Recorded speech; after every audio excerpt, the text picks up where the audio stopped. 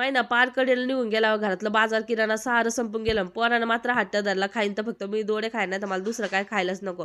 आता ऐकतील ते पोरं कसले, आपल्याला त्यांच्या हट्टापुढं काय ना काय करावं लागतं.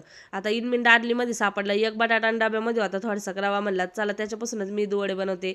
एका पॅनमध्ये 1 चमचा तेल घेतलं, अर्धा चमचा जिरे घातले, अर्धा चमचा चिली फ्लेक्स घातली आणि 1 चमचा काळे तीळ घातले. आता तुमच्या पोरांना जादा तिखट आवडत असेल तर तुम्ही इथं हिरवी मिरची किंवा लाल तिखटचा पण वापर करू शकते.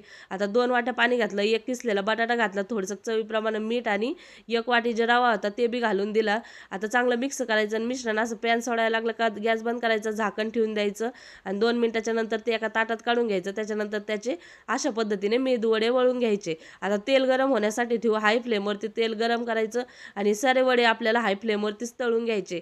पॅनमध्ये येतील तेवढे वडे घातले, मस्त तळून घेतले आणि पोराला तर इतके आवडले, पोटभर खाल्ले. तुमच्या पोरांना नक्कीच आवडेल. सॉस किंवा चटणी बरोबर एन्जॉय करा आणि आवडल्यास लाईक शेअर सबस्क्राईब करून